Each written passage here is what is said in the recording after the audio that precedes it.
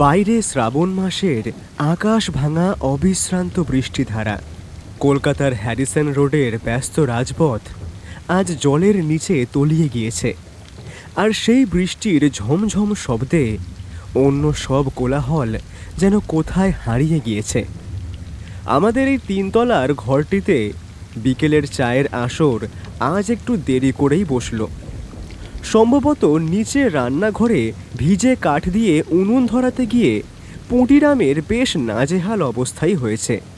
জানলার পাল্লাগুলো যদিও টেনে বন্ধ করা ছিল, কিন্তু বাতাসের দুর্দান্ত ঝাপটা যেন কোনো বাধাই মানছে না। মাঝে মাঝেই কপাটের ফাঁক গলে বৃষ্টির ঠান্ডা জলের ছাট ঘরের ভেতর ঢুকে পড়ছে এবং ধুলো মাখা কার্পেটের এক কোণ ভিজিয়ে দিয়ে সেখানে এক ভিজে দাগ তৈরি করেছে। ব্যোমকেশ আজ অন্য দিনের তুলনায় অস্বাভাবিক শান্ত। ওর সেই ধারালো বুদ্ধির চঞ্চলতা আজ যেন কোনো গভীর গাম্ভীর্যের আড়ালে ঢাকা পড়েছে। সে আরাম কেদারায় শরীরটা আলগা করে দিয়ে কোনো এক নিগূঢ় চিন্তায় ডুবে আছে। তার আঙুলের ডগায় ধরা একটা আধপোড়া সিগারেট, ওর অগ্রভাগের আগুনের ক্ষীণ আভা ঘরের আবছা অন্ধকারে ধিকি ধিকি জ্বলছে। সিগারেট থেকে বেরিয়ে আসা ধোঁয়ার নীলচে কুণ্ডলিগুলো অলস ভঙ্গিতে সিলিংয়ের দিকে পাক খেয়ে উঠে যাচ্ছে, যেন মনে হচ্ছে ব্যোমকেশের মনের জট পাকানো চিন্তাগুলোই ওই ধোঁয়ার রূপ নিয়ে ওপরে উঠে গিয়ে মিলিয়ে যাচ্ছে। আমি টেবিলের এক কোণে ঝুঁকে পড়ে মাসিক পত্রিকার জন্য একটি গল্প শেষ করার আপ্রাণ চেষ্টা করছিলাম, কিন্তু কলম যেন আজ বড্ড অবাধ্য।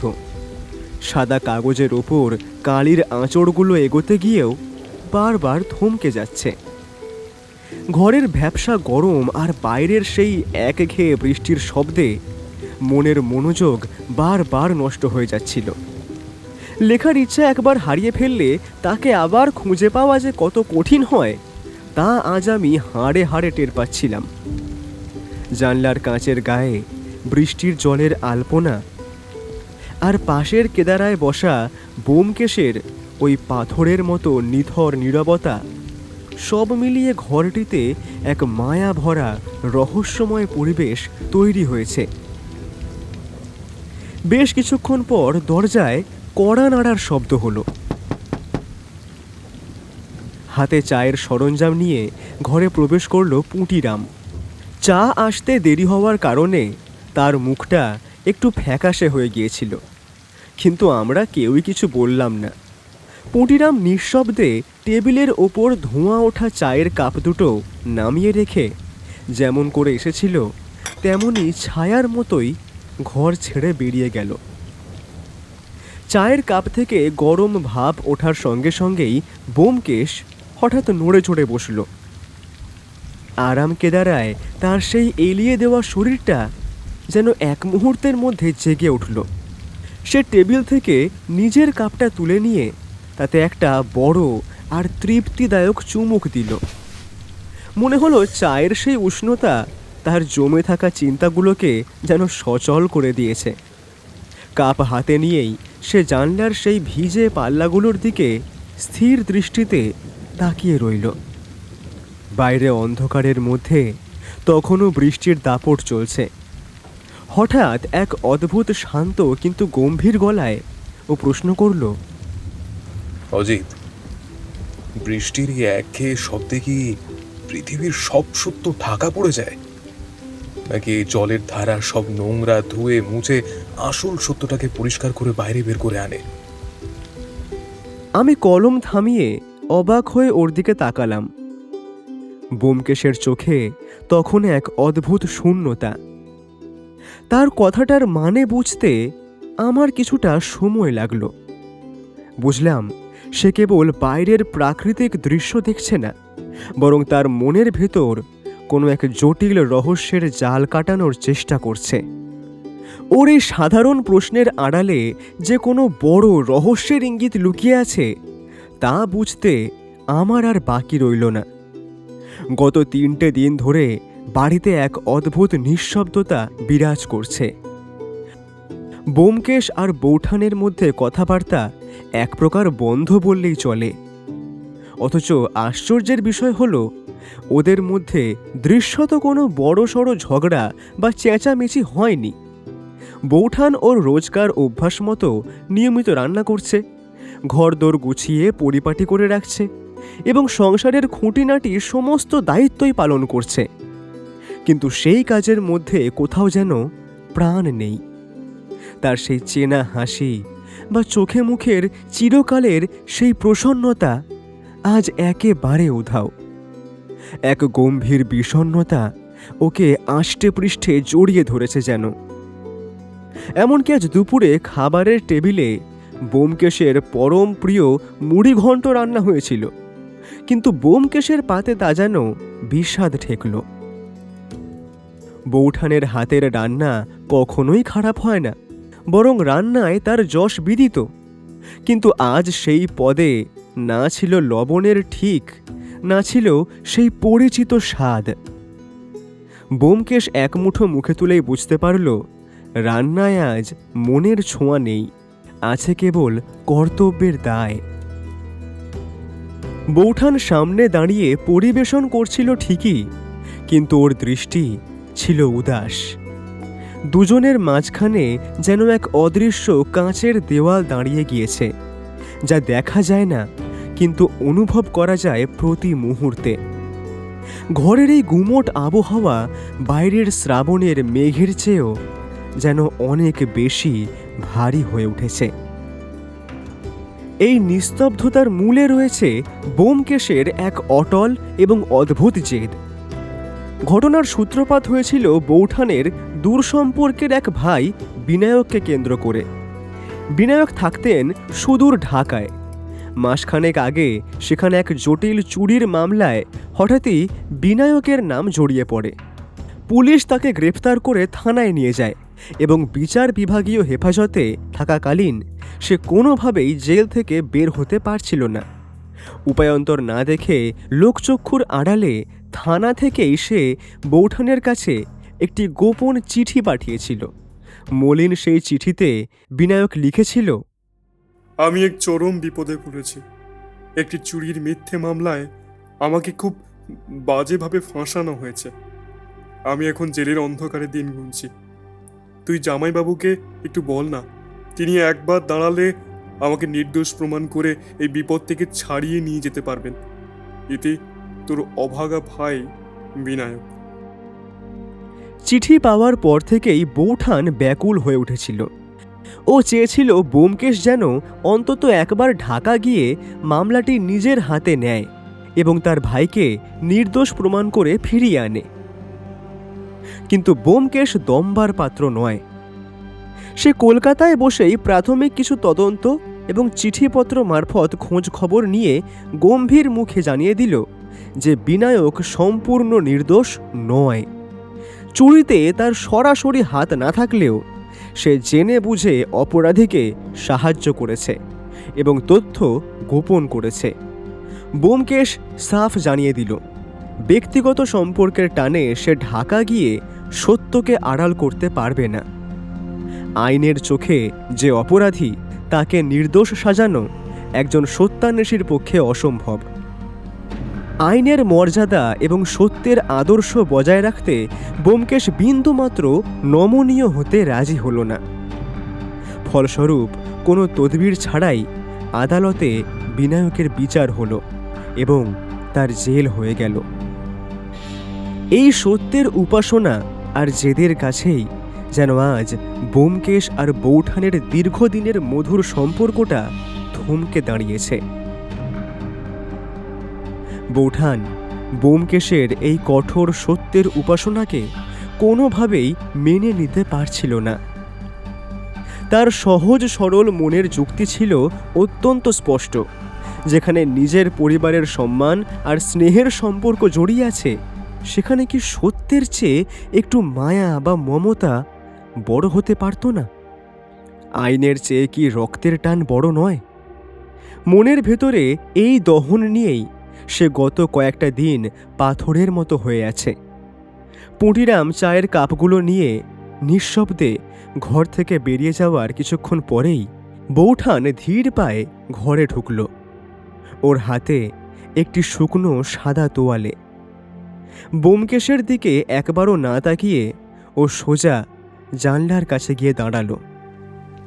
জানলার পাল্লা চুঁইয়ে যে বৃষ্টির জল ঘরের ভেতরে ঢুকে কার্পেটের এক কোণ ভিজিয়ে দিয়েছিল, সে গম্ভীর মুখে নিচু হয়ে সেই ভেজা অংশটুকু মুছতে শুরু করলো। ওর চলাফেরায় এক ধরনের যান্ত্রিকতা, মুখে কোনো কথা নেই। ব্যোমকেশ ওর আধপোড়া সিগারেটে শেষ একটা টান দিয়ে অ্যাশট্রেতে ওটা নিভিয়ে দিল। তারপর বৌঠানের থমথমে মুখের দিকে একবার তাকিয়ে বেশ শান্ত গলায় বলল, সঞ্জু, জানালাটা এবার পুরোপুরি বন্ধ করে দাও, ছাট আসছে, জলটা আবার ভেতরে ঢুকবে। ঘরের স্তব্ধতার মধ্যে ব্যোমকেশের এই সাধারণ অনুরোধটুকুও যেন কেমন ভারী শোনালো। বৌঠান জানালার খিলটা টেনে দিল ঠিকই, কিন্তু তার উত্তাল মনের মেঘ যেন কাটল না। ব্যোমকেশের কথার পিঠে বৌঠান কোনো উত্তর দিল না।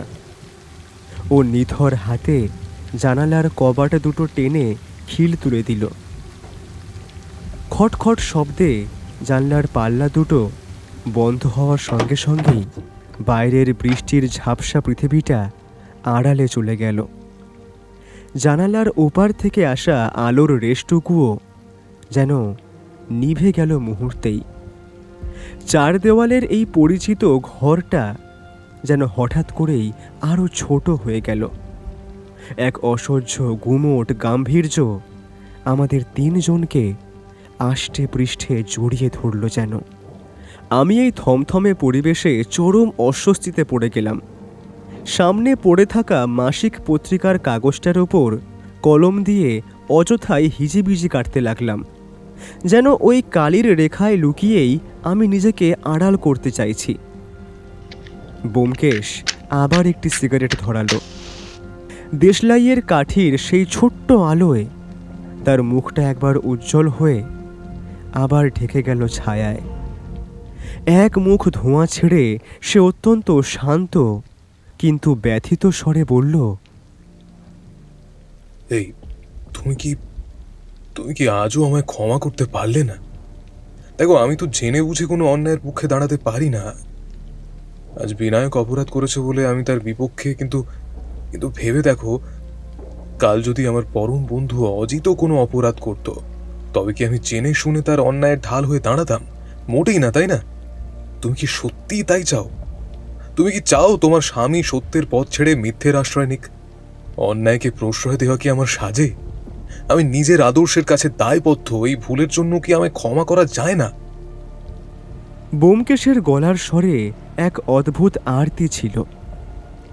সে যেন কেবল বৌঠানকেই নয়, নিজেকেও বারবার এই কঠিন সত্যের মুখোমুখি দাঁড় করিয়ে দিচ্ছিল।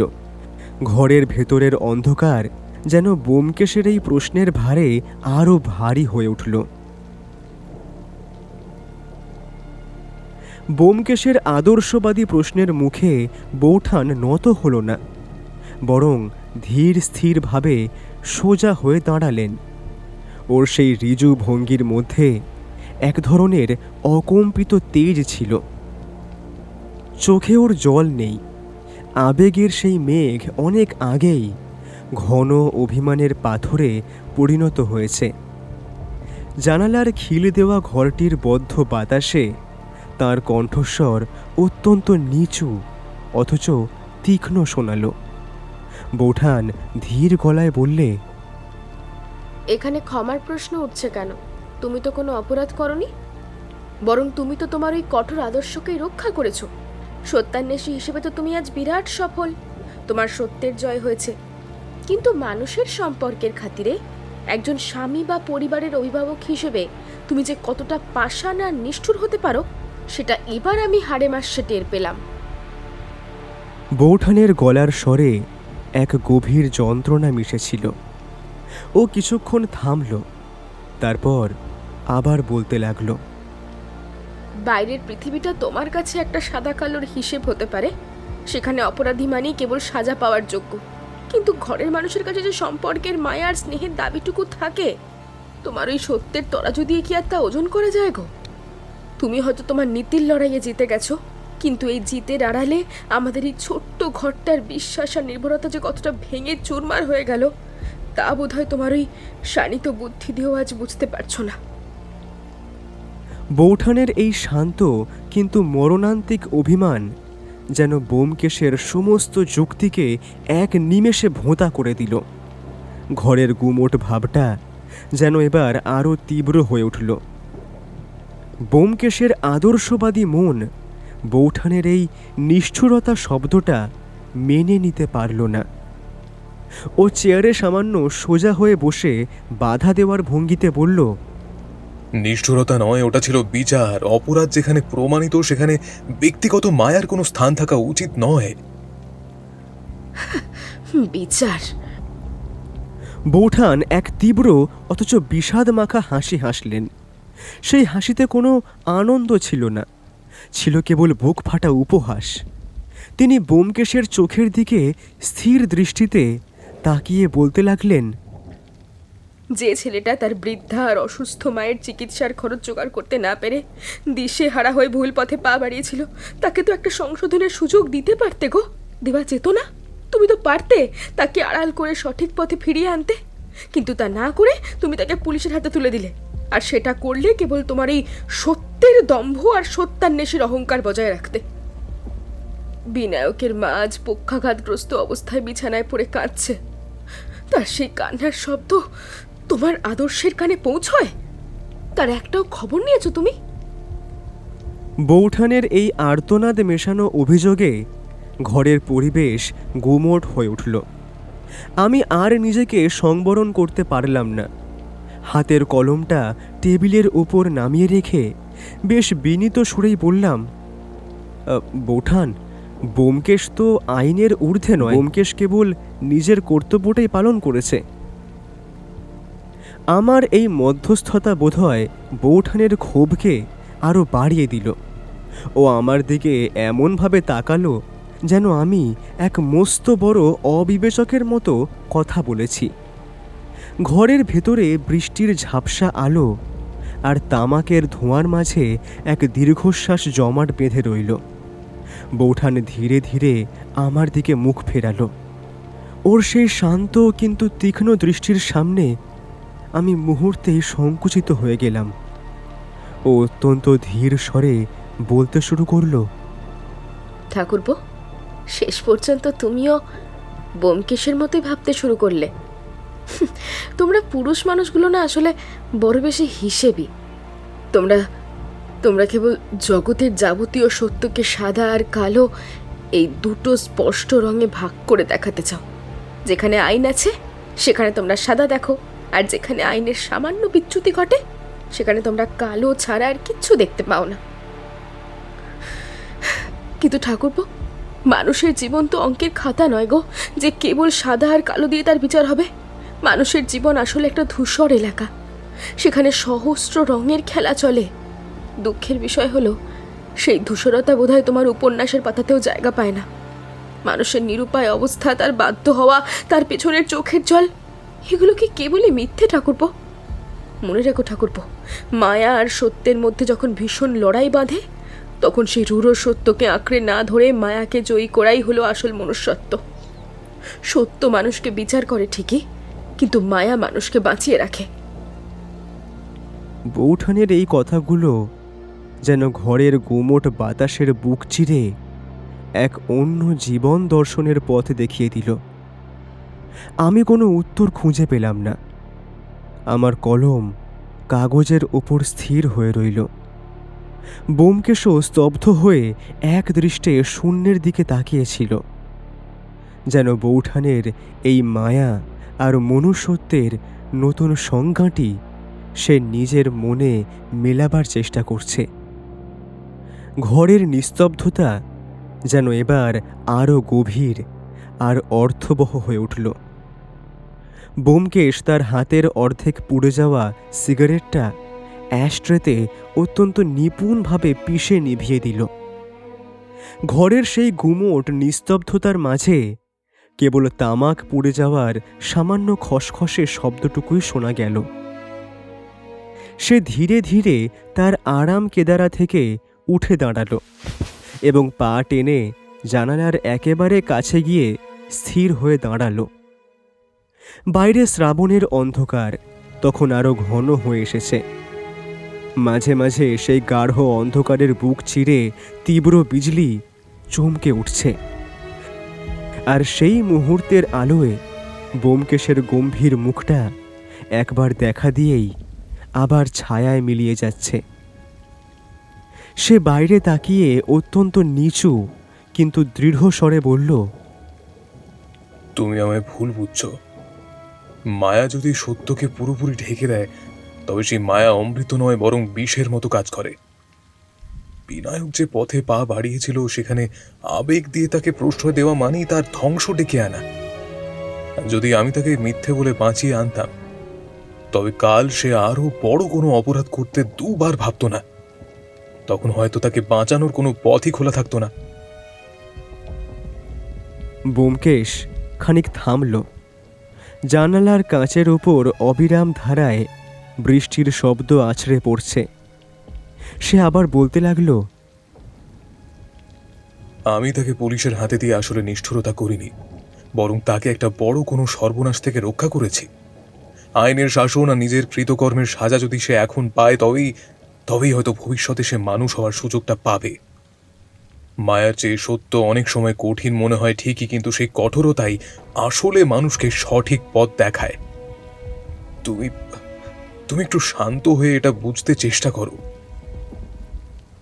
ব্যোমকেশের এই যুক্তিনির্ভর গাম্ভীর্যের সামনে ঘরের পরিবেশ যেন আরও থমথমে হয়ে উঠল।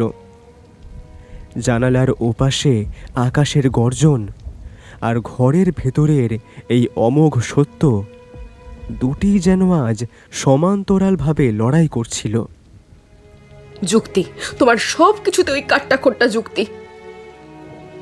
বৌঠানের কণ্ঠস্বরে এবার বাঁধ ভাঙা কান্নার সুর মিশল। তিনি আর নিজেকে ধরে রাখতে পারলেন না।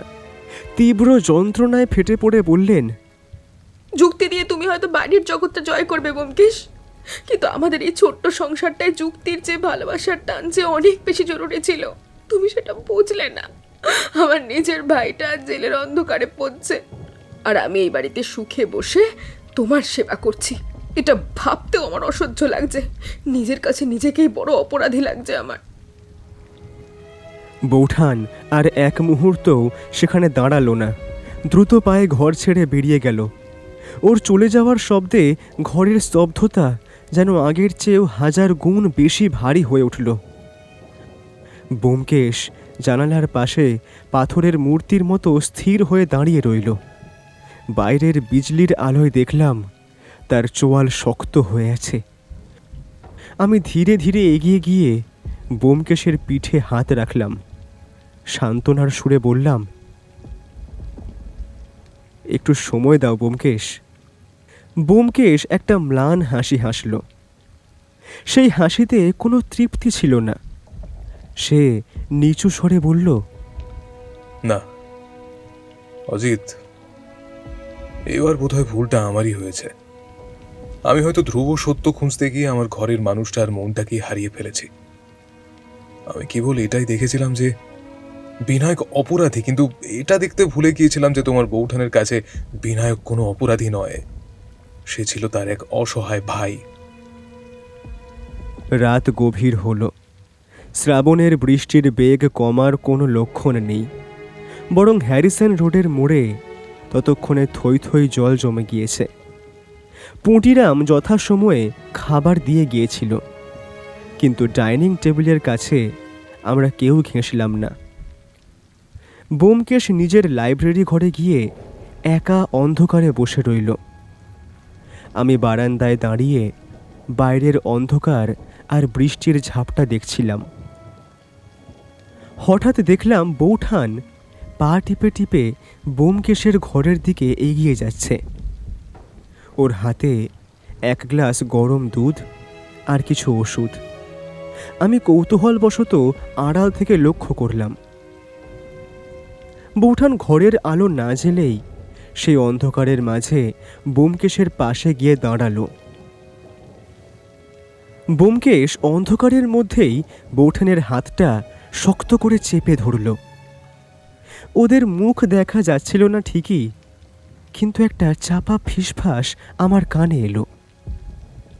এই নাও, খেয়ে নাও, শরীরটা তো এমনিও ভালো নয় তোমার। বৌঠানের গলার স্বরে এখনও সেই গাম্ভীর্য লেগে আছে ঠিকই, কিন্তু তাতে আগের সেই আগুনের মতো কঠোরতা নেই। সেখানে ঝরে পড়ছে এক ধরনের মমতা। ব্যোমকেশ অস্ফুট স্বরে বলল, আমি কি সত্যি খুব খারাপ মানুষ? বৌঠান কিছুক্ষণ চুপ করে রইল, তারপর ধীরে ধীরে বলল, তুমি খারাপ নও ব্যোমকেশ, তুমি আসলে বড্ড জবরদস্ত সত্যবাদী। আর এই জবরদস্তিতাই মাঝে মাঝে আমাদের মতো সাধারণ মানুষদের কাছে অসহ্য হয়ে ওঠে।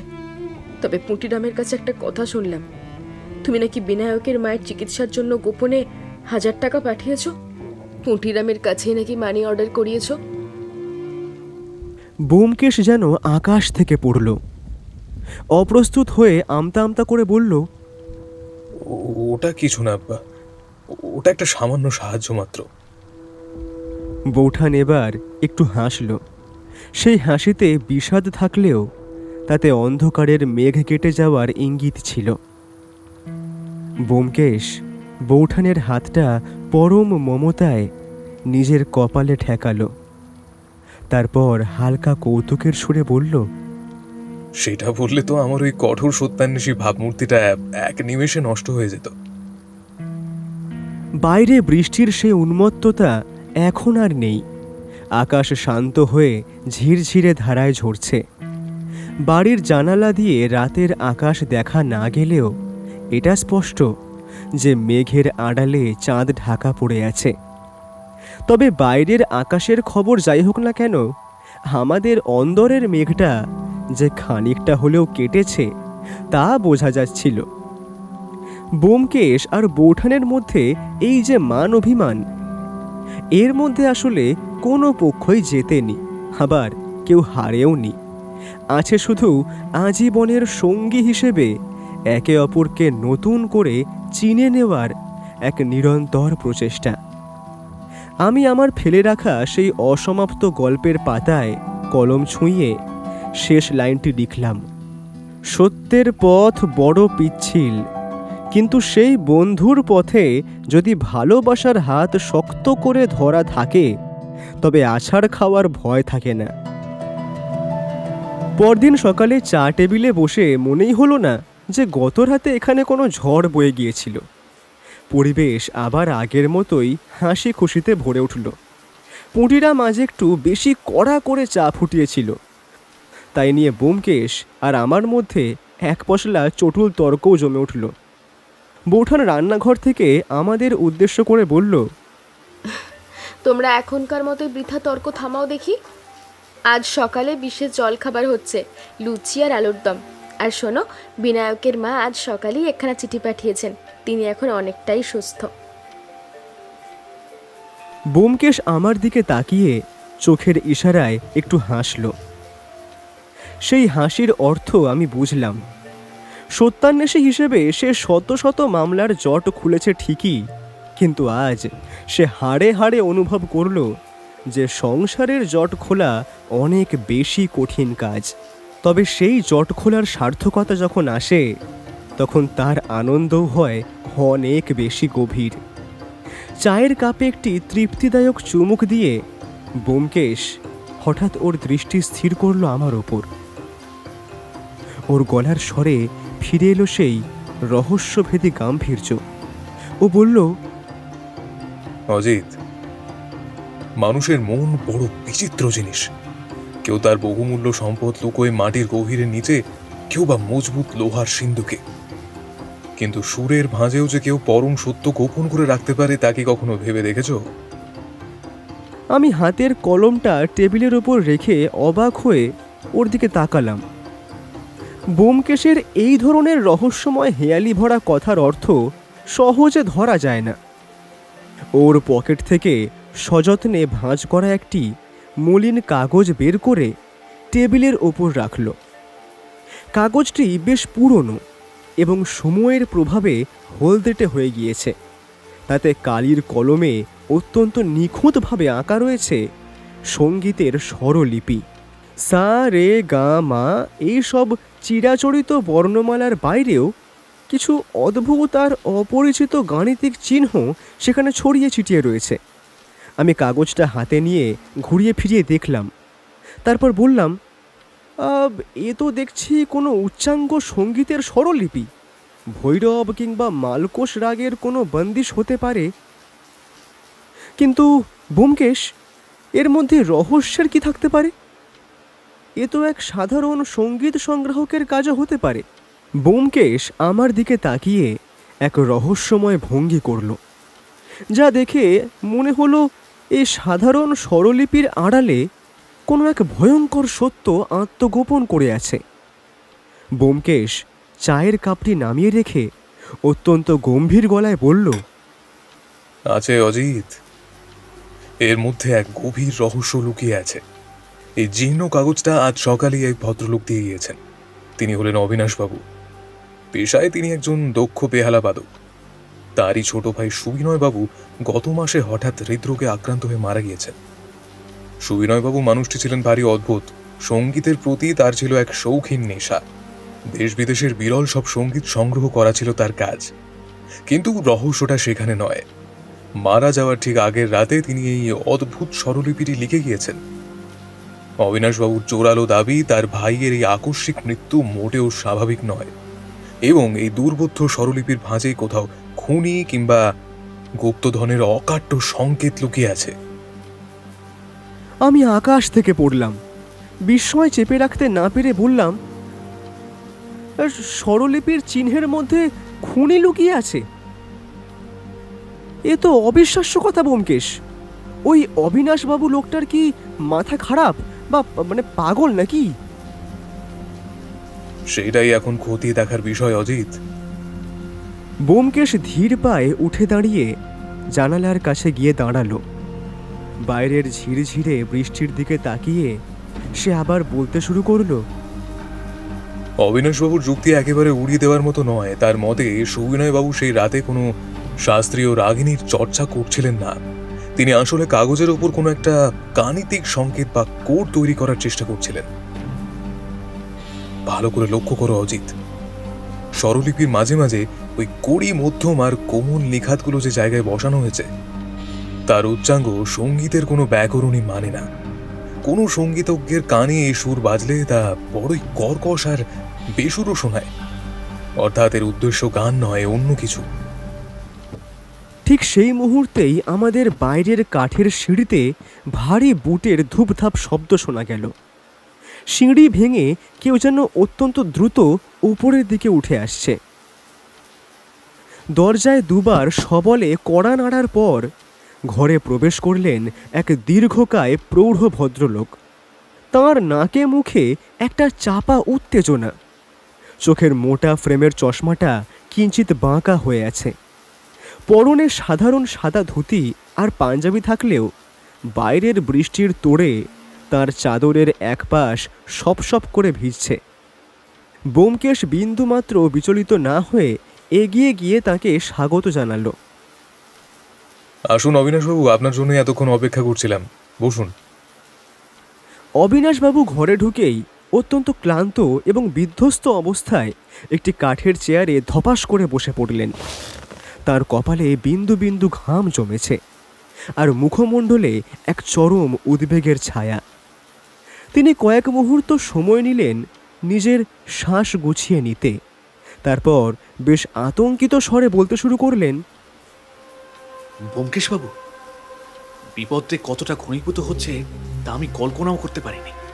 আর সাত সকালেই আমার বাড়িতে এক দুঃসাহসিক চুরির চেষ্টা হয়েছে। আশ্চর্যের বিষয় হলো, চোর অন্য কোনো দামি জিনিস বা টাকা পয়সায় হাত ছোঁয়ায়নি। শুধু সুবিনয় তার শেষ জীবনে যে পুরনো হারমোনিয়ামটা ব্যবহার করত, তার রিডগুলো কোনো নিষ্ঠুর আক্রোশে ভেঙে একেবারে তছনছ করে দিয়ে পালিয়েছে। ব্যোমকেশের শান্ত চোখের মণি দুটো হঠাৎ এক অদ্ভুত উত্তেজনায় উজ্জ্বল হয়ে উঠল। সে সামনের দিকে সামান্য ঝুঁকে পড়ে অত্যন্ত তীক্ষ্ণ স্বরে প্রশ্ন করল, হারমোনিয়ামের রিড ভেঙেছে? তা সবকটি রিডই কি তারা নষ্ট করে দিয়ে গিয়েছে? অবিনাশবাবু মাথা নেড়ে করুণ স্বরে বললেন, না ব্যোমকেশবাবু, সবকটি নয়, মাত্র কয়েকটা নির্দিষ্ট রিড বেছে বেছে ভেঙে ফেলা হয়েছে।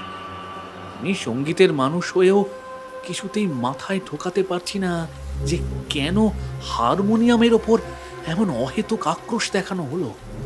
ব্যোমকেশ আর এক মুহূর্ত দেরি করল না।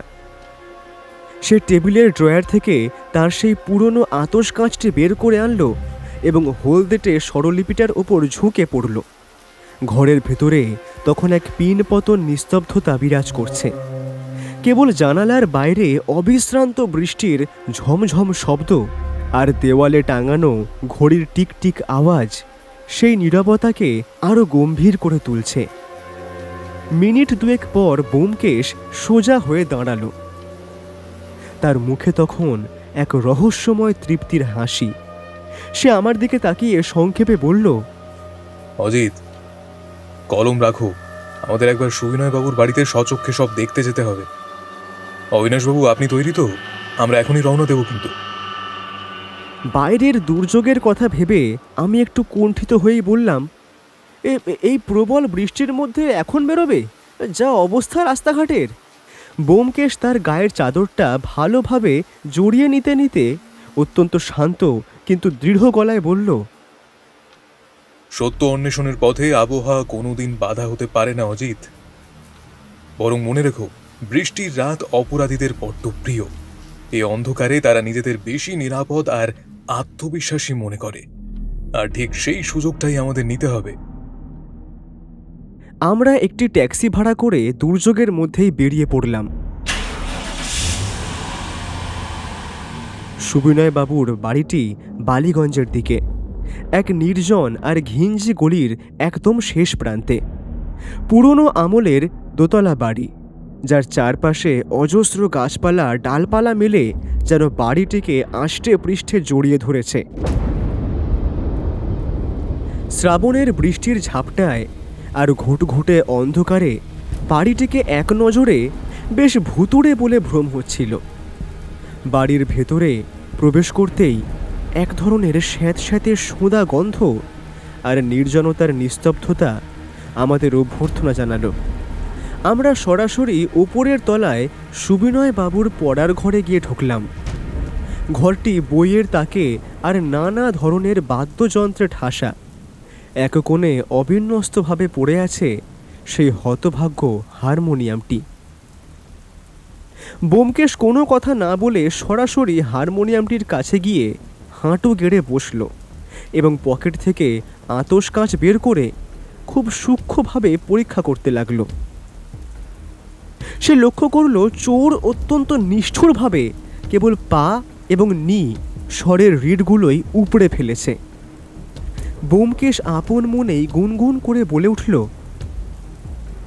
পা নি অর্থাৎ পঞ্চম আর নিখাত। অদ্ভুত ব্যাপার তো। ঠিক সেই মুহূর্তে ঘরের কোণে রাখা একটি ভারী আলমারির আড়াল থেকে একটি শব্দ হলো, যেন কোনো ভারী বস্তু মেঝের ওপর পড়ে গেল। ব্যোমকেশ মুহূর্তের মধ্যে সজাগ হয়ে পকেট থেকে শক্তিশালী টর্চটা বের করে সেদিকে আলো ফেলল। আমরা সভয়ে দেখলাম পাশের একটি জানালার পাল্লা খোলা, আর তার পর্দাটা ঝোড়ো হাওয়ায় উন্মাদের মতো উড়ছে। আমি কাল বিলম্ব না করে জানলার কাছে দৌড়ে গিয়ে তাকালাম নিচে, কিন্তু ঘুটঘুটে অন্ধকারে বৃষ্টির পর্দার ওপারে কিছুই দেখা গেল না। শুধু নিচের বাগানের নরম কাদার উপর কারো দ্রুত চলে যাওয়ার পায়ের ছাপ স্পষ্ট বোঝা যাচ্ছিল। ব্যোমকেশ ধীর স্বরে বলল, কেউ একজন এতক্ষণ আড়াল থেকে আমাদের উপর নজর রাখছিল অজিত। সে হয়তো ভেবেছিল ওই আসল স্বরলিপিটা এইখানেই কোথাও লুকিয়ে রাখা আছে। অনিমেষবাবু আতঙ্কে কাঁপতে কাঁপতে বললেন, তাহলে কি আমার ভাইয়ের প্রাণটা এই সামান্য এক টুকরো কাগজের জন্যই গেল? দেখুন, এখনই নিশ্চিত করে কিছু বলা যাচ্ছে না, তবে এই স্বরলিপি কেবল কোনো রাগিনীর সুর নয়, এটি একটি জটিল গাণিতিক ধাঁধা। আচ্ছা অবিনাশবাবু, আপনার ভাই কি গণিত শাস্ত্রের প্রতি বিশেষ অনুরাগী ছিলেন? অবিনাশবাবু ক্ষণিক ভেবে দীর্ঘশ্বাস ফেলে বললেন, হ্যাঁ, সুবিনয় তো কলেজে গণিতই পড়াতো, কিন্তু শেষ দিকে গানের নেশায় সে শিক্ষকতা ছেড়ে দিয়েছিল। ব্যোমকেশের মুখে এক চিলতে জয়ের হাসি ফুটে উঠল। সে বলল, সেটাই আসল চাবিকাঠি। গণিত আর সঙ্গীত যখন হাত মেলায় তখন তৈরি হয় এক নিরেট অভেদ্য দেয়াল, আর সেই দেয়ালের ওপারেই লুকিয়ে আছে প্রকৃত রহস্যের সমাধান। ও স্বরলিপিটির ওপর আঙুল রেখে বলল, এখানে দেখো অজিত, প্রত্যেকটি তালের শেষে একটি করে বিন্দু বসানো আছে। শাস্ত্রীয় সঙ্গীতের তালের শেষে এমন বিন্দুর ব্যবহার ব্যাকরণ বিরুদ্ধ। আসলে এই বিন্দুগুলো কোনো বিশেষ সংখ্যার সংকেত বহন করছে, আর সেই সংখ্যাগুলোই আমাদের নিয়ে যাবে খুনির আসল পরিচয়ের কাছে। রাত তখন প্রায় 10টা। বৃষ্টির তেজ এখন অনেকটাই স্তিমিত হয়ে এসেছে। ব্যোমকেশ জানালার কাছে দাঁড়িয়ে বাইরের সেই অন্ধকার রহস্যময় বাগানের দিকে চেয়ে রইল। তারপর হঠাৎ আমার দিকে ফিরে তীক্ষ্ণ গলায় বলল, অজিত, স্বরলিপির চাল বোনা হয়ে গিয়েছে। এখন আমাদের কাজ হলো মাকড়সাটাকে তার গর্ত থেকে খুঁজে বের করা। কাল সকালেই আমাদের আবার এখানে হাজির হতে হবে। আর হ্যাঁ অবিনাশবাবু, আজ রাতে আপনি আর এই ঘরে শোবেন না। এই ঘরটি যেমন আছে ঠিক তেমনই পড়ে থাক।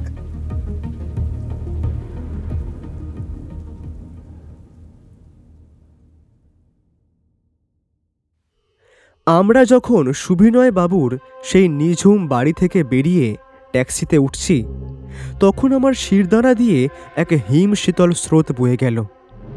মনের কোণে বারবার কু ডাকছিল। অন্ধকার বাগানের ওই ঘন ঝোপঝাড়ের আড়াল থেকে কেউ যেন নিষ্পলক চোখে আমাদের প্রতিটি গতিবিধি পর্যবেক্ষণ করছে। ট্যাক্সিতে ফেরার পুরোটা পথ ব্যোমকেশ একটিও কথা বলেনি। তার কপালে চিন্তার গভীর ভাঁজ, দৃষ্টি সুদূর প্রসারী। আমি জানি এই স্তব্ধতার আড়ালে সত্য অন্বেষীর মস্তিষ্কে এখন সুরের লহরী আর গণিতের কঠিন সমীকরণের এক অদ্ভুত লড়াই চলছে। হ্যারিসন রোডের চেনা ঘরে ফিরে এসে ব্যোমকেশ বিশ্রাম না নিয়ে আবার সেই রহস্যময় স্বরলিপিটা নিয়ে বসল। টেবিলের বাতিটা জ্বালিয়ে সে বিড়বিড় করে বলতে লাগলো, সা রে গা মা 1 2 3 4। না, এইভাবে অঙ্কটা মিলছে না। স্বরের কম্পাঙ্ক কি কোনো বিশেষ ভূমিকা রাখছে, নাকি এর পিছনে লুকিয়ে আছে কোনো কোনো প্রাচীন সাংকেতিক লিপি? তার একাগ্রতা দেখে মনে হচ্ছিল সে যেন ওই কাগজের টুকরোটির ভেতর দিয়ে কোনো অদৃশ্য জগতের রাস্তা খুঁজছে। রাত গভীর হতে লাগল। বাইরের বৃষ্টির শব্দে একঘেয়েমি থাকলেও আমার চোখে ঘুম ছিল না। বিছানায় শুয়ে এপাশ ওপাশ করছি, এমন সময় হঠাৎ ব্যোমকেশের এক তীব্র উল্লাসধ্বনি শুনে আমি চমকে উঠে বসলাম। সে তখন উত্তেজনায় কাঁপছে, চোখের মণি দুটো জয়ের নেশায় চিকচিক করছে। পেয়েছি অজিত, আমি সংকেতটা ধরতে পেরেছি। এটা কোনো উচ্চাঙ্গ সঙ্গীতের রাগিনী নয়, এটা আসলে একটা নিপুণ ঠিকানার নকশা। সুবিনয় বাবু তার সারা জীবনের উপার্জিত অর্থ, তার অমূল্য সংগ্রহগুলো কোথায় লুকিয়ে রেখেছেন তার হদিশ তিনি নিখুঁতভাবে দিয়ে গিয়েছেন এই স্বরলিপিতে। হতভাগ্য চোর বা খুনি তার স্থূল বুদ্ধি দিয়ে সেটা বুঝতে পারেনি, তাই সে আক্রোশে কেবল হারমোনিয়ামের রিডগুলো তছনছ করে ফিরে গিয়েছে। আমি চোখ কচলাতে কচলাতে অবাক হয়ে বললাম, কিন্তু সুরের ভেতর থেকে এমন ভৌগোলিক মানচিত্র তুমি কেমন করে বের করলে? ব্যোমকেশ খাতা আর কলম নিয়ে ঝড়ের গতিতে কিছু জ্যামিতিক নকশা আঁকতে আঁকতে বোঝালো। দেখো দেখো, এখানে সঙ্গীতের 7টি স্বর আসলে 7টি দিকের নির্দেশক। কড়ি আর কোমল স্বরগুলো এখানে ব্যবহৃত হয়েছে দূরত্বের মাপকাঠি হিসেবে। তার তালের শেষে যে বিন্দুগুলোর কথা বলেছিলাম সেগুলো আসলে মেঝের নিচ দিয়ে যাওয়া সিঁড়ির ধাপের সংখ্যা। সুবিনয়বাবু গণিতের অধ্যাপক ছিলেন, তিনি জানতেন তার বিপদ আসন্ন। তাই নিজের অমূল্য সম্পদ তিনি এমন এক গাণিতিক দুর্গের আড়ালে রেখে গিয়েছেন, যার চাবিকাঠি কেবল একজন বুদ্ধিমান মানুষই খুঁজে পাবে। কিন্তু কে সেই খুনি? অবিনাশবাবুর বাড়িতে যে ঢুকেছিল সেই কি তবে সুবিনয়বাবুর প্রাণ নিয়েছে? ব্যোমকেশ জানালার বাইরের গাঢ় অন্ধকারের দিকে চেয়ে অত্যন্ত শান্ত গলায় বলল, খুনি আমাদের খুবই পরিচিত কেউ, অজিত। কোন এক লোভী ছায়ামূর্তি যে এখনই বৃষ্টির রাতে আমাদের প্রতিটি পদক্ষেপের কথা ভেবে প্রহর গুনছে। কাল সকালেই স্বরলিপির এই জালের শেষ সুতোটা আমরা টেনে ছিঁড়ে ফেলব। ঘরের আলোটা নিভিয়ে দিয়ে ব্যোমকেশ আবার জানালার সেই চিরচেনা অন্ধকারে ফিরে গেল। বাইরে ঝিরঝিরে বৃষ্টি তখনও অবিরাম ধারায় ঝরছে। হ্যারিসন রোডের জনশূন্য রাস্তায় কদাচিৎ দু একটি ঘোড়ার গাড়ির খটখট শব্দ শোনা যাচ্ছে। রহস্যের প্রথম পর্দাটা উন্মোচিত হয়েছে ঠিকই, কিন্তু অন্ধকারের গভীরে লুকিয়ে থাকা সেই আসল ঘাতকটি যে কে তা জানার জন্য আমাদের অপেক্ষা করতে হবে আগামী সকালের সূর্যোদয় পর্যন্ত।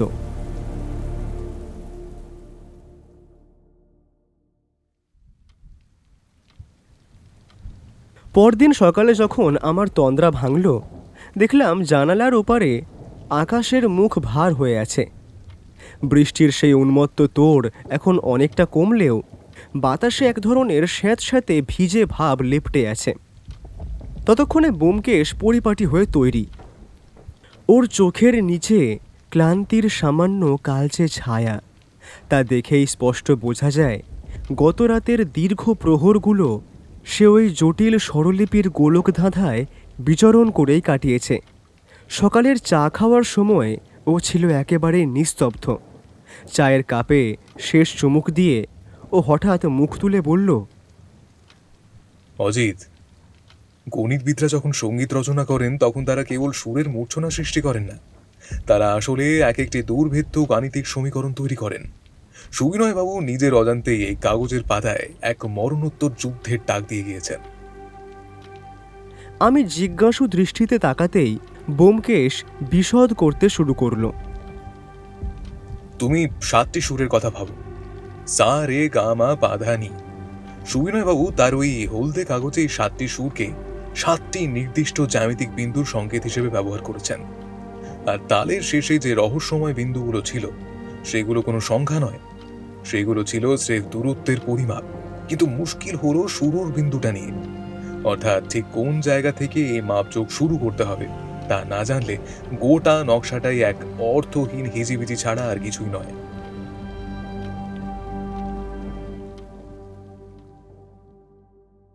সকাল 10টা নাগাদ আমরা আবার বালিগঞ্জের সেই রহস্য ঘেরা প্রাচীন বাড়িতে গিয়ে পৌঁছালাম। অবিনাশবাবু আমাদের জন্যই উদ্গ্রীব হয়ে অপেক্ষা করছিলেন। তার চোখে মুখে অনিদ্রা আর আতঙ্কের চিহ্ন তখন আরও স্পষ্ট। ব্যোমকেশের নির্দেশেই এই তদন্তে পুলিশকে ডাকা হয়নি। সে চেয়েছিল আগে অপরাধীর মনস্তত্ত্ব আর চালচলনটা নিবিড়ভাবে পর্যবেক্ষণ করতে। আমরা সুবিনয়বাবুর সেই নিঝুম পড়ার ঘরে গিয়ে বসলাম।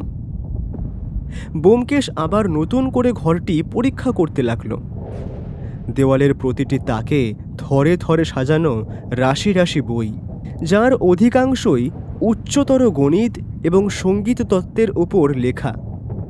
ঘরের এক কোণে একটি ছোট মেহগনি কাঠের টেবিলের ওপর ধুলো মাখা এক প্রাচীন গ্রামাফোন সগৌরবে দাঁড়িয়ে আছে। ব্যোমকেশ হঠাৎ স্থির হয়ে জিজ্ঞেস করল, অবিনাশবাবু, আপনার ভাইয়ের কি এমন কোনো বিশেষ প্রিয় রাগ ছিল যা তিনি প্রায় গুনগুন করতেন বা রেকর্ডে বাজাতেন?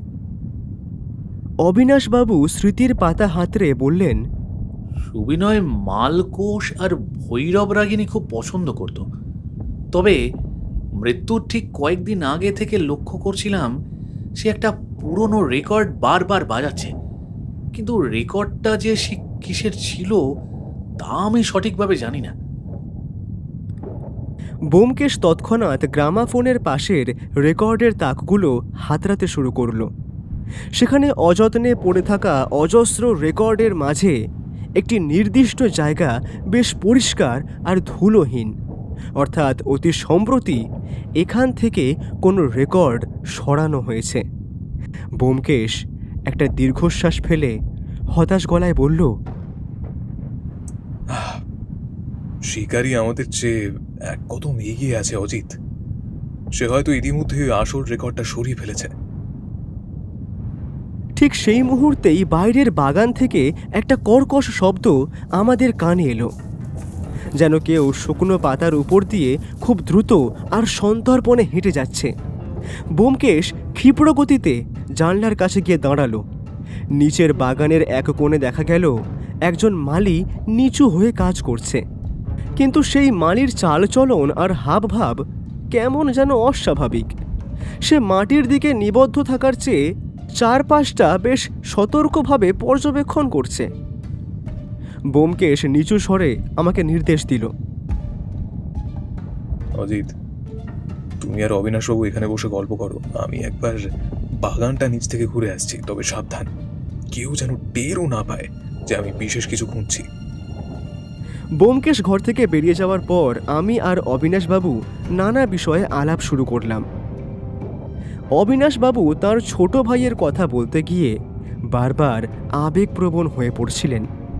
কথায় কথায় জানতে পারলাম সুবিনয়বাবুর একজন সহকারী ছিল ননী গোপাল।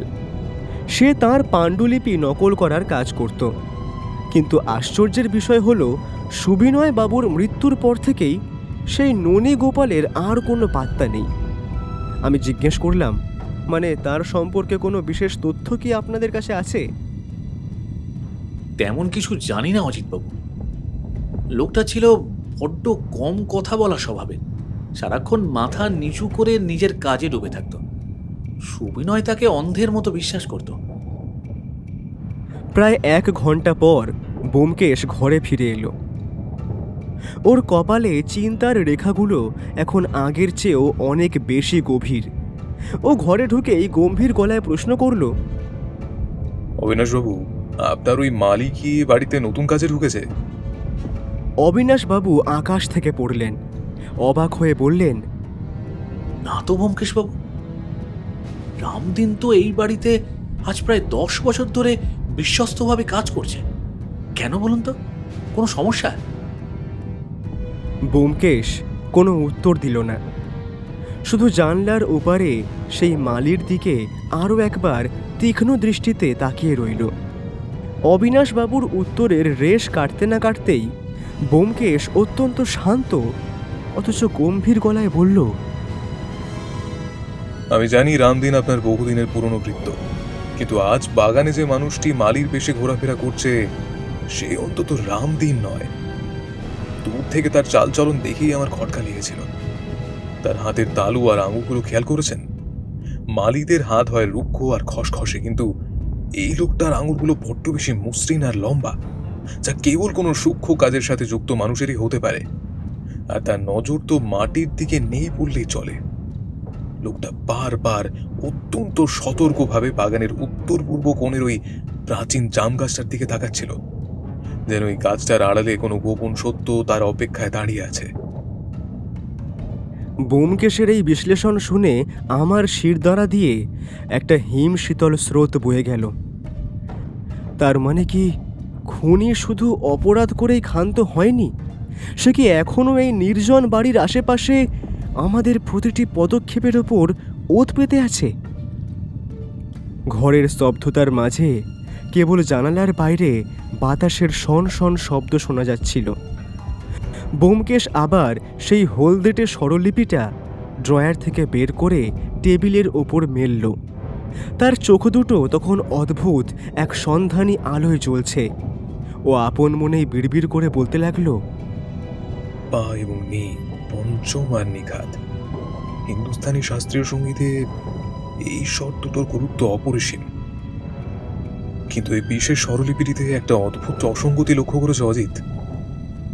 এখানে প্রতিটি পা স্বরটার ওপরে একটা 1.5 টান দেওয়া আছে, সঙ্গীতের ব্যাকরণে এমন চিহ্নের কোনো অস্তিত্বই নেই। ও থামল, তারপর চশমাটা একবার মুছে নিয়ে আবার বলতে শুরু করলো। এই পা কি কোনো নিছক সুর, নাকি এটি কোনো নির্দিষ্ট দিকের সংকেত?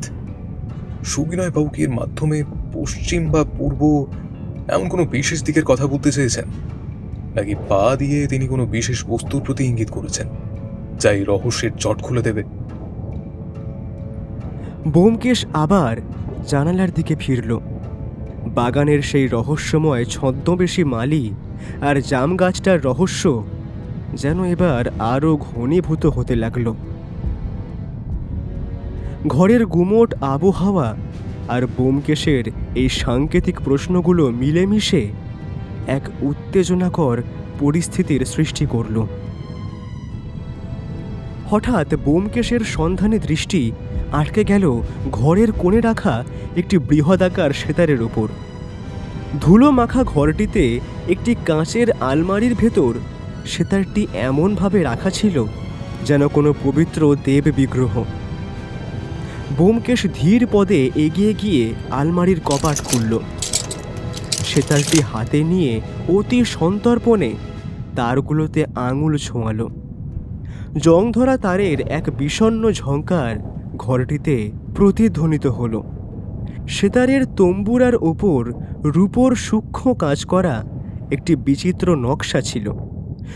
ব্যোমকেশ তার পকেট থেকে আতস কাজটি বের করে সেই নকশার ওপর ঝুঁকতে ঝুঁকতে বলল, অজিত, একবার এদিকে এসো তো, দেখো তো এই কারুকাজটি তোমার চেনা মনে হয় কিনা। আমি বিস্ময়ে বিমূঢ় হয়ে কাছে গিয়ে দাঁড়ালাম। নকশাটি দেখতে ঠিক একটি জালের মতো, যার কেন্দ্রস্থলে একটি ক্ষুদ্র বিন্দু। ব্যোমকেশ সেই হলদেটে স্বরলিপির কাগজটি নকশাটির সমান্তরালে ধরল। আশ্চর্যের বিষয়, স্বরলিপির মাঝে মাঝে যে গোলমেলে বিন্দুগুলো ছিল সেগুলো ঠিক ওই নকশার খাঁজগুলোর সঙ্গে হুবহু মিলে যাচ্ছে। ব্যোমকেশ উত্তেজিত স্বরে বলল, অজিত, রহস্যের আষ্টে পৃষ্ঠে জড়ানো গিঁটগুলো এবার হালকা হতে শুরু করেছে। এই সেতারটি কেবল কোনো বাদ্যযন্ত্র নয়, এটি একটি অদ্ভুত যান্ত্রিক চাবি। সুবিনয় বাবু বড্ড ধুরন্ধর লোক ছিলেন, বুঝলে। তিনি জানতেন সাধারণ চোর ধন দৌলতের খোঁজে সিন্ধুক বা আলমারি তছনছ করবে, কিন্তু একটি বাদ্যযন্ত্রের খোলের ভেতর যে মরণপণ রহস্য লুকিয়ে থাকতে পারে তা তাদের স্থূল বুদ্ধির অগোচরেই থেকে যাবে। সেতারের কাষ্ঠ নির্মিত অবয়বের নিচের দিকে একটি অতি সূক্ষ্ম খাঁজ লুকানো ছিল। ব্যোমকেশ সেখানে চাপ দিতেই এক মৃদু ক্লিক শব্দে একটি ছোট গোপন খোপ বেরিয়ে এলো। কিন্তু আমাদের বুক ভরা আশা নিমেষেই হতাশায় পরিণত হলো। খোপটি একেবারে শূন্য। সেখানে কোনো মোহর নেই, নেই কোনো হিরে জহরত। অবিনাশবাবু মাথায় হাত দিয়ে ধপাস করে চেয়ারে বসে পড়লেন। করুণ সুরে বললেন, তবে কি সব পরিশ্রম বৃথা গেল ব্যোমকেশ বাবু? চোর কি তবে আগেই সব লুট করে নিয়ে গেছে? ব্যোমকেশ হঠাৎ হো হো করে হেসে উঠল। সেই নিস্তব্ধ থমথমে ঘরে তার অট্টহাসি শুনে আমরা দুজনেই হতভম্ব হয়ে তাকালাম। ব্যোমকেশ হাসি থামিয়ে বলল, না অবিনাশবাবু, চোর কিছুই পায়নি, কারণ সুবিনয় বাবু যা লুকিয়ে রেখেছেন তা কোনো স্থাবর বস্তু নয়। তা হলো একটি অমূল্য তথ্য, আর সেই তথ্যটি উদ্ধারের জন্য কেবল এই খোপটি খুললে চলবে না, এর সাথে সুরের গাণিতিক সংযোগ ঘটাতে হবে। ব্যোমকেশ আমাদের ইশারায় নিচে নেমে আসার নির্দেশ দিল। বাগানে তখন বৃষ্টির পর মাটির সেই আদিম সোঁদা গন্ধ মম করছে। সে সোজা গিয়ে দাঁড়ালো সেই বিশাল জাম গাছটার নিচে, যেখানে একটু আগে সেই রহস্যময় মালিটি ঘোরাঘুরি করছিল। ব্যোমকেশ পকেট থেকে একটা রূপোর কম্পাস বের করে সুচারুভাবে দিক নির্ণয় করতে লাগলো।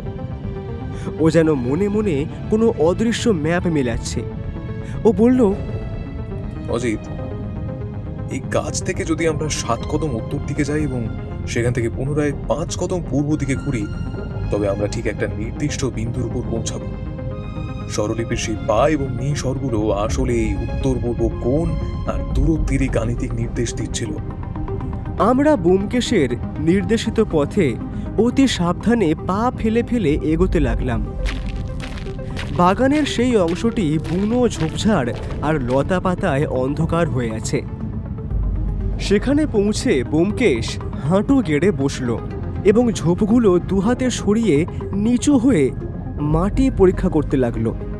হঠাৎ তার আঙুলগুলো কোনো এক কঠিন মসৃণ বস্তুর সংস্পর্শে এসে স্থির হয়ে গেল। কাদা আর শুকনো পাতা সরাতেই বেরিয়ে এলো প্রাচীন পাথরের ফলক, যাতে প্রাচীন কোনো বিলুপ্ত লিপিতে কিছু সাংকেতিক অক্ষর খোদাই করা রয়েছে।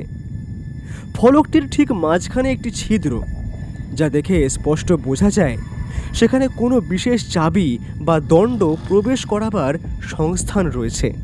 ঠিক সেই মুহূর্তেই আমাদের পিছন থেকে একটি গম্ভীর ও কর্কশ কণ্ঠস্বর চাবুকের মতো আছড়ে পড়ল।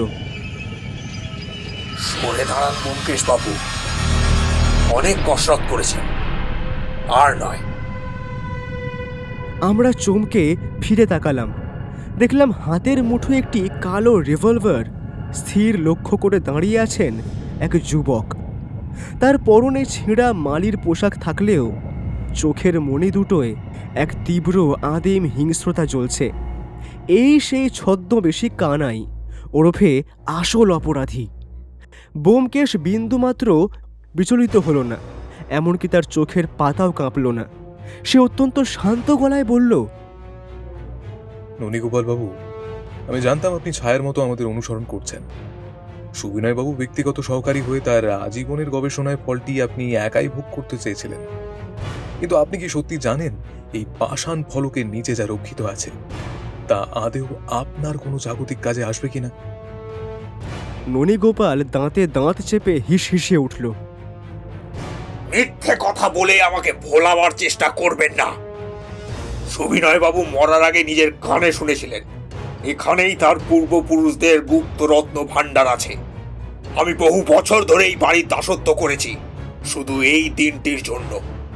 এবার চতুরতা ছেড়ে ওই ছিদ্রের চাবিটা আমার দিকে এগিয়ে দিন। ব্যোমকেশ ধীর লয়ে পকেট থেকে সেই ছোট্ট রূপোর চাবিটা বের করল, যেটা সে অত্যন্ত কৌশলে উদ্ধার করেছিল। সেই চাবিটা ননীগোপালের দিকে অবহেলার ভঙ্গিতে এগিয়ে দিয়ে বলল, এই নিন আপনার কাঙ্ক্ষিত চাবি। আপনার ভাগ্য পরীক্ষা করে দেখুন। তবে একটা সতর্কতা দিয়ে রাখি ননীগোপাল বাবু, সুবিনয় বাবু কিন্তু গণিতবিদ ছিলেন।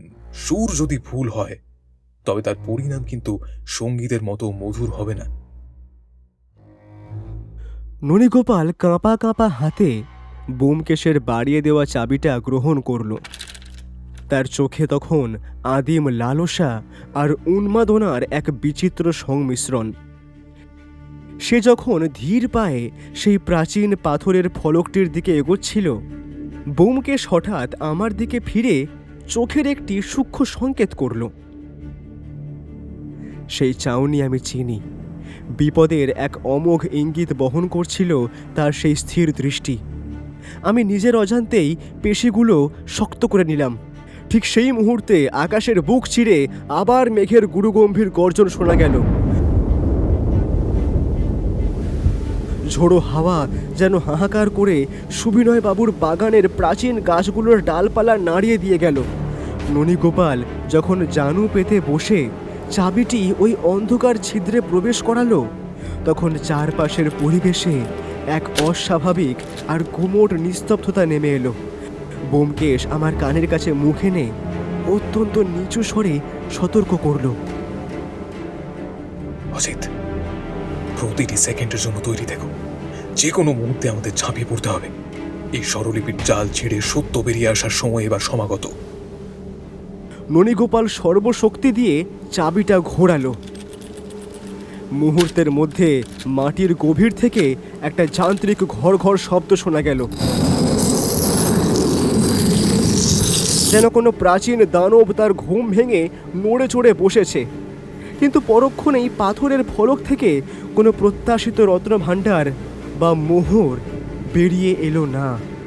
তার বদলে ফলকের গোপন খাঁজগুলো দিয়ে এক অদ্ভুত, অতি সূক্ষ্ম এবং তীব্র শীষ দেওয়ার মতো শব্দ নির্গত হতে শুরু করল।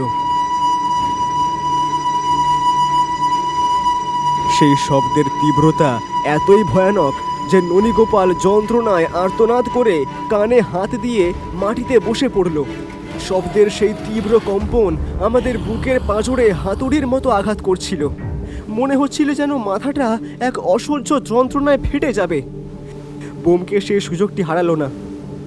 ননীগোপাল যখন যন্ত্রণায় দিশেহারা, ব্যোমকেশ চিতার মতো ক্ষিপ্রতায় তার উপর ঝাঁপিয়ে পড়ল।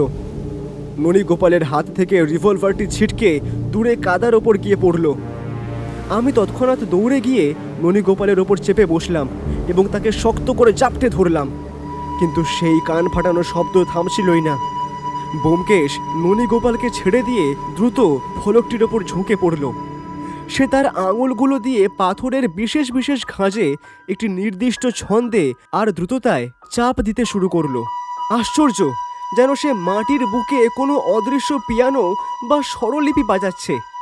ধীরে ধীরে সেই অসহ্য তীক্ষ্ণ শব্দ ম্লান হয়ে এলো এবং একসময় পুরোপুরি মিলিয়ে গিয়ে বাগানটা আবার আগের মতোই নিস্তব্ধ হয়ে গেল। ততক্ষণে ননীগোপাল পুরোপুরি অবসন্ন এবং নিস্তেজ হয়ে মাটিতে লুটিয়ে পড়েছে। অবিনাশবাবু দূরে দাঁড়িয়ে স্তম্ভিত হয়ে এই অদ্ভুত দৃশ্যটি দেখছিলেন। তার মুখে কোনো বাক্য সরছিল না। ব্যোমকেশ উঠে দাঁড়িয়ে লম্বা এক শ্বাস নিয়ে নিজেকে সামলে নিল। তার কপাল বেয়ে ঘাম ঝরছে। সে আমার দিকে তাকিয়ে শান্ত গলায় বলল, সুবিনয় বাবু কেবল একজন গণিতজ্ঞ ছিলেন না অজিত, তিনি ছিলেন এক আধুনিক জিনিয়াস। তিনি শব্দের বিশেষ কম্পাঙ্ককে ব্যবহার করে এমন এক প্রতিরক্ষা ব্যবস্থা তৈরি করেছিলেন যা কেবল সঠিক সুরের ছন্দ আর চাপে শান্ত করা সম্ভব। একেই বলে সনিক লক বা শব্দতালা। ননীগোপাল ভুল চাবি ঘুরিয়ে সে মারণ শব্দকে আমন্ত্রণ জানিয়েছিল। দূর থেকে পুলিশের গাড়ির সাইরেনের শব্দ ক্রমে স্পষ্ট হয়ে শোনা যাচ্ছে। ব্যোমকেশ অত্যন্ত শান্তভাবে একটি সিগারেট ধরালো। দেশলাইয়ের কাঠির আলোয় তার মুখে সেই চিরচেনা জয়ের প্রসন্ন হাসি ফুটে উঠল। তবে আমি জানতাম রহস্যের জবনিকা এখানেই পুরোপুরি পড়ে যায়নি। ওই পাথরের ফলকের অতলে আসলে কি এমন লুকিয়ে আছে যার জন্য সুবিনয়বাবু এত জবরদস্ত গোপনীয়তা বজায় রেখেছিলেন। ননীগোপালকে কেবল একাই এই ষড়যন্ত্রের মূল মস্তিষ্ক, নাকি নেপথ্যে অন্য কেউ আছে? রাতের তিলোত্তমা আবার নিবিড় অন্ধকারে ডুবল, কিন্তু আমাদের চোখের সামনে এখন এক নতুন দিগন্ত উন্মোচিত হতে চলেছে। ব্যোমকেশ কেবল একটি খুনের রহস্য বা স্বরলিপির জাল ছিন্ন করেনি, সে আসলে পৌঁছে গিয়েছে এক গভীর আর বিস্ময়কর সত্যের দোরগোড়ায়। আমি বিস্ময়ে বিমূঢ় হয়ে পাথরের ফলকের নিচে পাওয়া সেই সমীকরণটির দিকে তাকালাম।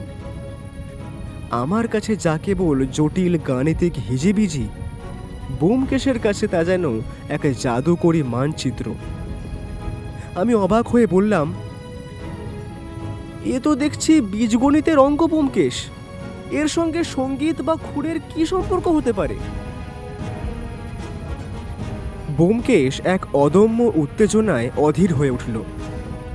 সে পকেট থেকে তার চিরসাথী নোটবুকটি বের করে দ্রুত হাতে সমীকরণটি টুকে নিতে নিতে বলল, অজিত, তুমি সাধারণ বীজগণিত দেখছো ঠিকই, কিন্তু আমি এর ভেতরে সুরের এক পুরো আর অদ্ভুত রসায়ন দেখতে পাচ্ছি। লক্ষ্য করে দেখো, এখানে ব্যবহৃত SRGM আসলে আমাদের সারেগামার প্রতীকী রূপ। আর এই যে দেখছো V-F, ওটা হলো ভেলোসিটি ফ্যাক্টর বা শব্দের গতিবেগ। আর /λ-C হলো ওয়েভলেন্থ বা তরঙ্গ দৈর্ঘ্য।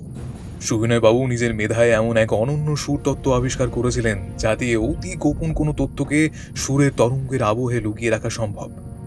আধুনিক বিজ্ঞানের ভাষায় একেই হয়তো বলা হয় অ্যাকোস্টিক এনক্রিপশন বা শাব্দিক সাংকেতিক লিপি। কিন্তু সেই পরম তথ্যটা আসলে কি, আর সেটি বা রক্ষিত আছে কোথায়?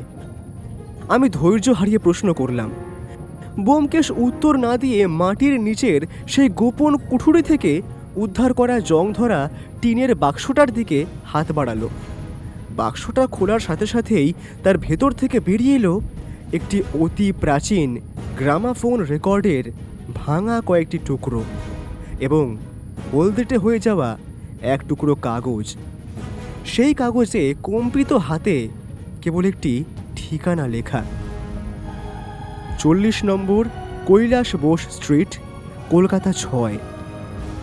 ঠিকানাটির ঠিক নিচেই রহস্যের শেষ বিন্দুটুকু উস্কে দিতে লেখা ছিল, যেখানে সুর স্তব্ধ হয় সেখানেই সত্য কথা কয়। ব্যোমকেশ এক ঝটকায় উঠে দাঁড়ালো। তার শান্ত চোখে এখন ক্ষুধার্ত শিকারী বাঘের সেই অমোঘ দৃষ্টি। সে গম্ভীর স্বরে বলল, অজিত, রাত অনেক হয়েছে জানি, কিন্তু আমাদের হাতে এক পলক সময়ও নেই। ননী গোপাল চুনোপুটি মাত্র। সে ধরা পড়েছে ঠিকই, কিন্তু তার নেপথ্যের রাঘব পোয়াল নিয়োগকর্তারা নিশ্চয়ই হাত গুটিয়ে বসে থাকবে না। তারা হয়তো চতুরতায় আমাদের চেয়েও বলিয়ান এবং ইতিমধ্যেই এই ঠিকানার খোঁজ পেয়ে গিয়েছে। এতক্ষণ স্তব্ধ হয়ে থাকা অবিনাশবাবু বিড়বিড় করে বললেন, কৈলাসপুর স্ট্রিট, ওটা তো আমাদের উত্তর কলকাতার সেই পুরনো পাড়া। এককালে ওখানে আমাদের এক পৈতৃক পোড়ো বাড়ি ছিল বটে, কিন্তু সে তো বহু বছর ধরে পরিত্যক্ত আর জরাজীর্ণ হয়ে পড়ে আছে। ওখানে সুবিনয় আবার কি গোপন করে আসবে? সেটাই আমাদের আজ রাতেই খুঁজে বের করতে হবে। চলুন অবিনাশবাবু, আজ রাতের ঘুমটা বিসর্জন দিয়ে না হয় আমরা সত্যের মুখোমুখি দাঁড়াই।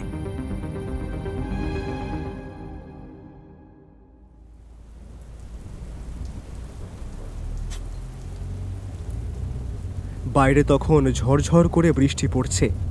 কলকাতার রাজপথ জনমানবহীন, যেন এক নিঝুম মৃত্যুপুরী।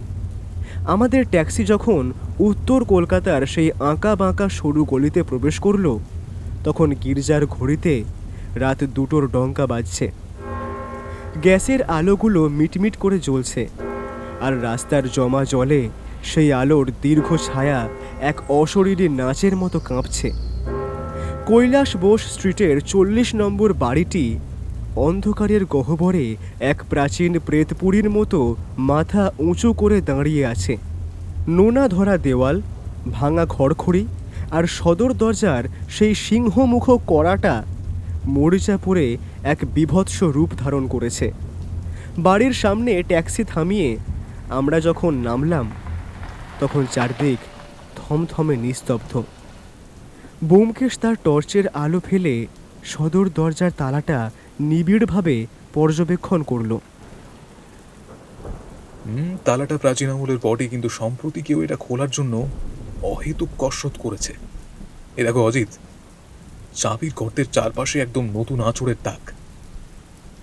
অবিনাশবাবু পকেট থেকে এক গোছা চাবি বের করে বললেন, আমার কাছে এই বাড়ির একটা ডুপ্লিকেট চাবি চিরকালই ছিল, তবে কত যুগ ওটা চাবির গর্তে ঢোকেনি তা ভগবানই জানেন। অনেক টানা হ্যাচড়ার পর একটা বিটকেল ক্যাঁচ ক্যাঁচ শব্দ করে বিশাল কাঠের দরজাটা খুলল।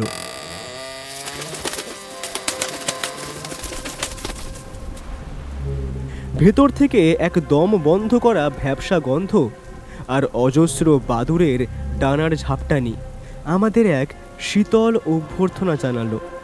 বাড়িটা দোতলা, মাঝখানে একটা বিশাল অন্ধকার উঠোন, যেখানে একটি প্রাচীন তুলসী মঞ্চ আগাছার জঙ্গলে পুরোপুরি ঢাকা পড়ে গিয়েছে। ব্যোমকেশ টর্চের আলোয় পথ দেখাতে দেখাতে বলল, সুবিনয়বাবু লিখেছিলেন যেখানে সুর স্তব্ধ হয়, তার মানে আমাদের এমন এক কক্ষ খুঁজে বের করতে হবে যা সম্পূর্ণ শব্দ নিরোধক বা সাউন্ডপ্রুফ। আমরা অতি সাবধানে কাঠের সিঁড়ি বেয়ে দোতলায় উঠলাম। জরাজীর্ণ সিঁড়িগুলো আমাদের প্রতি পদক্ষেপের চাপে মচমচ করে এক অদ্ভুত আর্তনাদ করে উঠছিল।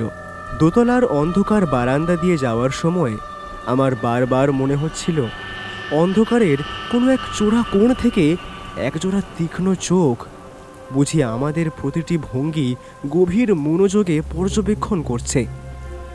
আমি শিহরিত হয়ে তাকালাম পিছনে, কিন্তু জমাট অন্ধকার ছাড়া আর কিছুই নজরে এলো না।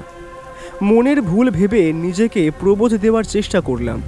করিডোরের ঠিক শেষ প্রান্তে একটি ভারী দরজার ওপর ধুলো মাখা নেমপ্লেটে আবছা অক্ষরে লেখা ছিল সুরের ঘর। ব্যোমকেশ মৃদু ধাক্কা দিতেই দরজাটা এক দীর্ঘ নিঃশ্বাস ছেড়ে খুলে গেল। ঘরের অন্দরসজ্জা ছিল অদ্ভুত। দেওয়ালগুলো পুরো পাটের চট আর কার্পেট দিয়ে এমনভাবে মোড়া যে বাইরের পৃথিবীর কোনো শব্দই এখানে পৌঁছতে পারবে না। ঘরের ঠিক মাঝখানে একটি প্রাচীন টেবিল, আর তার উপরে রাখা এক অদ্ভুত দর্শন ধাতব যন্ত্র। দেখতে অনেকটা আদিম রেডিওর মতো হলেও তাতে কোনো নব বা টিউনিং ডায়াল নেই। আছে শুধু 7টি ভিন্ন রঙের কাঁচের বোতাম। ব্যোমকেশ যন্ত্রটার সামনে গিয়ে স্থির হয়ে দাঁড়ালো। তার চোখে তখন এক অপার্থিব ঔজ্জ্বল্য। সে ফিসফিস স্বরে বলল, অজিত, এটাই সেই রহস্যময় যন্ত্র, সুবিনয় বাবুর সারা জীবনের গবেষণার চূড়ান্ত ফসল। এই 7টা বোতাম আসলে আমাদের 7টি সুরের প্রতীক, কিন্তু কোন বোতামটি কোন ছন্দে টিপলে সত্যের দুয়ার খুলবে সেটাই এখন আমাদের সবচেয়ে বড় পরীক্ষা। ব্যোমকেশ ডায়েরির সেই জটিল সমীকরণটির ওপর আবার ঝুঁকে পড়ল। বিড়বিড় করে বলতে লাগলো, S+R+G, সবকটি স্বরের যোগফল, তার মানে তাত্ত্বিকভাবে সবকটি সুরকে এখানে একই সঙ্গে প্রয়োগ করতে হবে, কিন্তু সমীকরণের ভারসাম্য তো অন্য কথা বলছে। ঠিক সেই মুহূর্তে ঘরের নিস্তব্ধতা চিরে এক যান্ত্রিক কণ্ঠস্বর ভেসে এলো। আমরা সবাই চমকে উঠলাম। হাড় হিম করা সেই শব্দটা ওই বিচিত্র যন্ত্র থেকে নির্গত হচ্ছিল। স্বাগত। সুবিনয় বাবুর সুর রাজ্যে প্রবেশাধিকার কেবল তাদেরই প্রাপ্য যারা ত্যাগের মহিমা জানেন। মনে রাখবেন, ভুল সুরের স্পন্দন লাগলে এই ঘর এবং তার সম্পদ চিরতরে স্তব্ধ হয়ে যাবে। অবিনাশবাবু ভয়ে 2 পা পিছিয়ে গিয়ে অস্ফুট স্বরে বললেন, এ যে সুবিনয়ের গলা, অবিকল ওর কণ্ঠস্বর। ও কি তবে আগে থেকেই সব রেকর্ড করে রেখে গিয়েছিল? ব্যোমকেশ দ্রুত তার মস্তিষ্কের কোষগুলোকে সচল করল। ত্যাগের মহিমা, ত্যাগ ত্যাগ, তবে কি পা বর্জন? না, সেটা তো ছিল হারমোনিয়ামের সংকেত। এখানে হয়তো আরো গভীর কিছু লুকিয়ে আছে। সে দেওয়ালের দিকে তাকিয়ে খানিকক্ষণ ভাবল। তার মনে পড়ল অপর্ণা দেবীর সেই বিষণ্ণ ছবিটির কথা। অপর্ণা, তাদের প্রেম, বিচ্ছেদ এবং অকাল মৃত্যু। সুবিনয় বাবুর জীবনে যখন সেই বিচ্ছেদ এসেছিল, তার জগৎ থেকে সুর চিরতরে বিদায় নিয়েছিল। পেয়েছি অজিত! অবিনাশবাবু, অপর্ণা দেবী কোন রাগে গান গাইতে সবচেয়ে বেশি ভালোবাসতেন? অবিনাশবাবু স্মৃতির গহ্বর থেকে হাতড়ে বললেন, মালকোষ।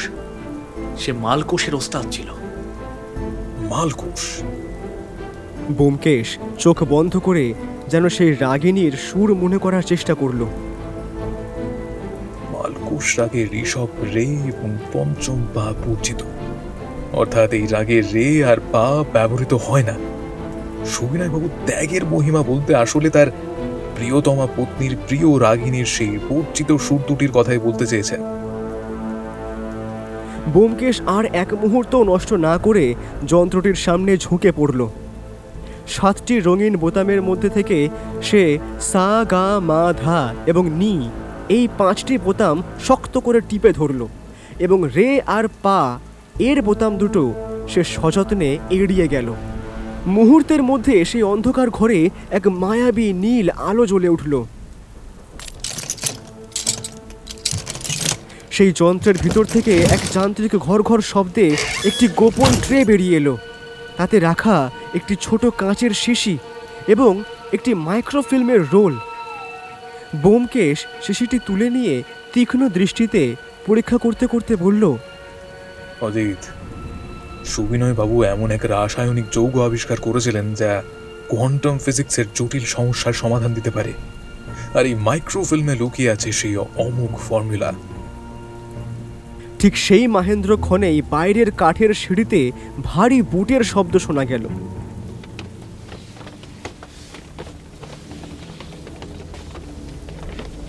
এবার আর কোনো মনের ভুল নয়। স্পষ্টই অনেকগুলো মানুষের পায়ের আওয়াজ দ্রুত ওপরের দিকে উঠে আসছে। ব্যোমকেশ ক্ষিপ্র হাতে শিশি আর মাইক্রোফিল্মটা নিজের পকেটে পুরে নিল এবং ফিসফিস করে আমাদের সতর্ক করল। অবিনাশবাবু, দ্রুত টেবিলের আড়ালে লুকান, যমদূতেরা এসে গিয়েছে। ঘরের দরজায় 3টি দীর্ঘ ছায়া পড়ল। রেইনকোট পরা 3 জন লোক ঘরে ঢুকল। তাদের মুখ কালো মুখোশে ঢাকা এবং হাতে উদ্যত আধুনিক স্বয়ংক্রিয় পিস্তল। মাঝখানের লোকটা ভাঙা ভাঙা বাংলায় ঠান্ডা গলায় বলল, বুদ্ধিমান মানুষেরা কখনো পরের ধনে হাত দেয় না। ওই ফর্মুলা আমাদের হাতে তুলে দিন। ব্যোমকেশ টেবিলের আড়াল থেকে শান্ত অথচ অটল স্বরে উত্তর দিল, পরের ধন? এ তো সুবিনয় বাবুর আজীবন সাধনার ফসল। তা আপনারা কারা? কোনো আন্তর্জাতিক গুপ্তচর সংস্থা নাকি সাধারণ চোর? সেই মুখোশধারী লোকটি ক্রূর হাসিতে ফেটে পড়ল। আমরা কে তা জেনে আপনার প্রয়োজন নেই। আমরা শুধু ওই ফর্মুলাটা চাই। হ্যাঁ, ওটা দিয়ে এমন শব্দ অস্ত্র তৈরি হবে না যা কেবল কম্পনেই, হ্যাঁ কম্পনেই বড় বড় দালান গুড়িয়ে দিতে পারে।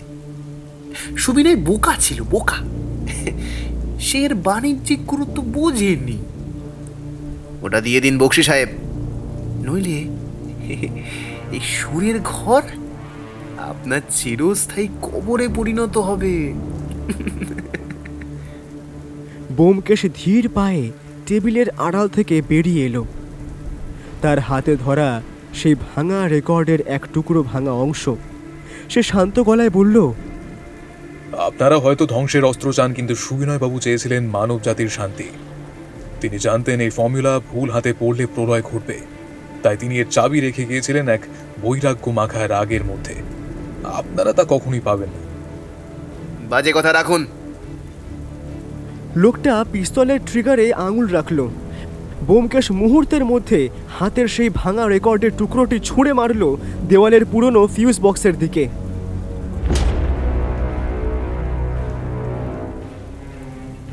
আগুনের ফুলকি ছড়িয়ে পড়ার সঙ্গে সঙ্গে ঘরের আলো দপ করে নিভে গেল। অদিত, পালাও!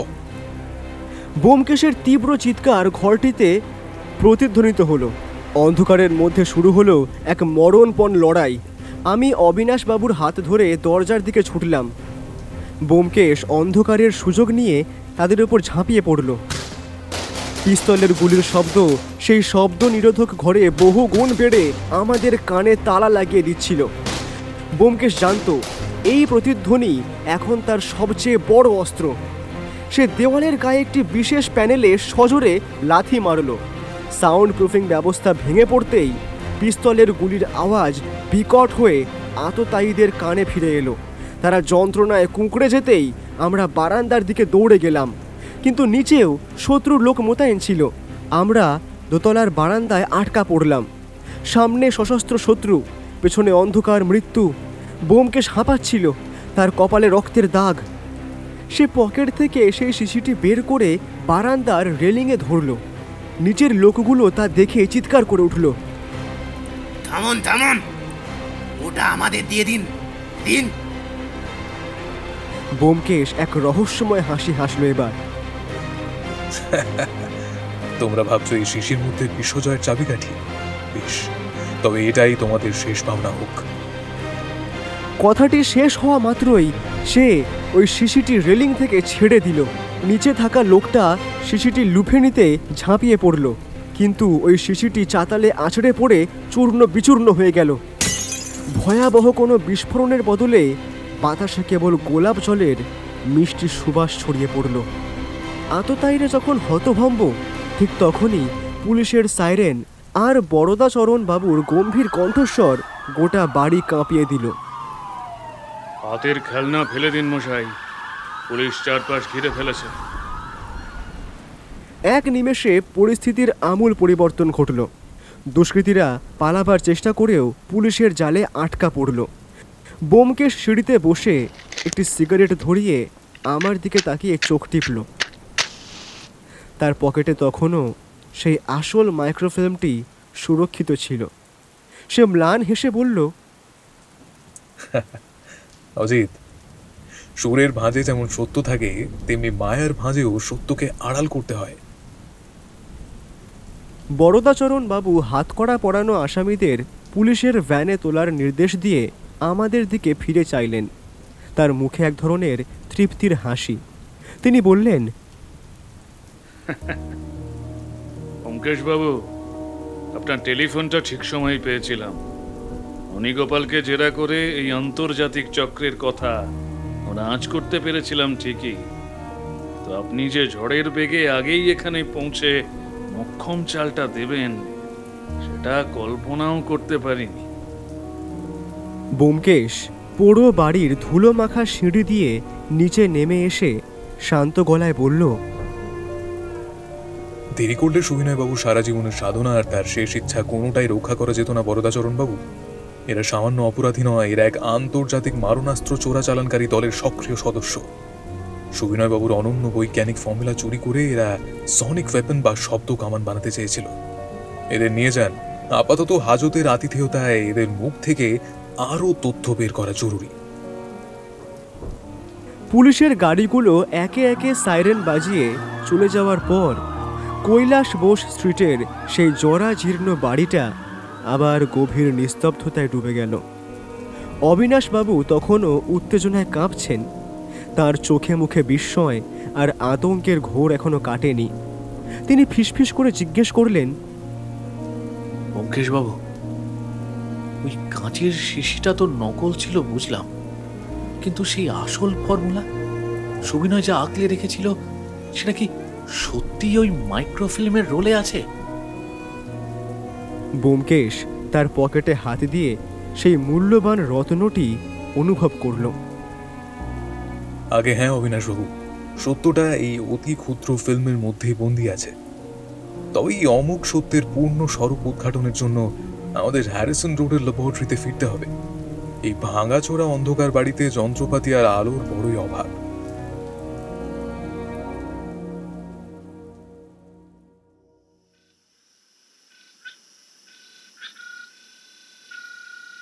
রাত তখন প্রায় 4টে।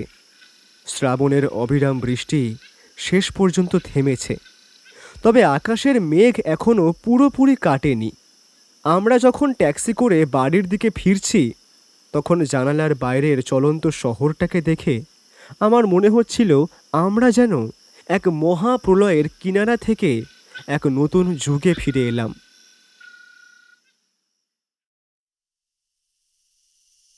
পরদিন সকাল 10টা। হ্যারিসন রোডের চেনা ঘরে আজ সোনা রঙা রোদ এসে পড়েছে।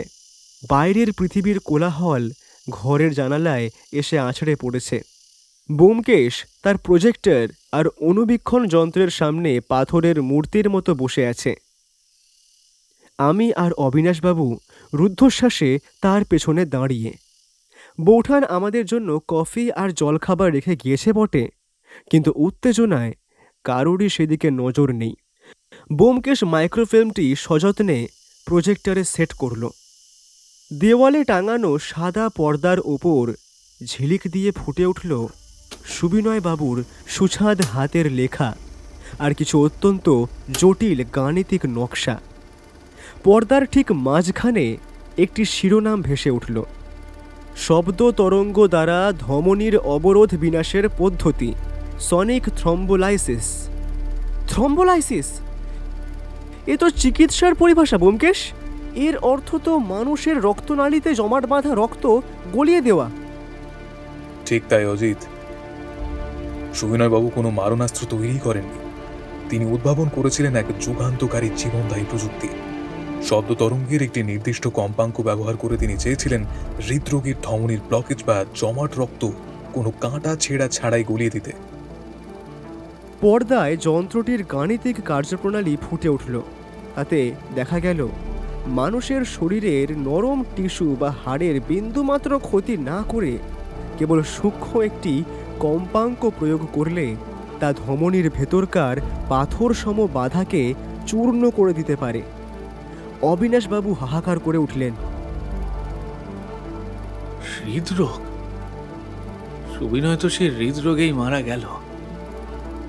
ব্যোমকেশ বাবু, যার হাতের মুঠোয় মৃত্যুকে জয় করার এমন জাদুকরী ফর্মুলা ছিল, সে নিজেকে বাঁচালো না কেন?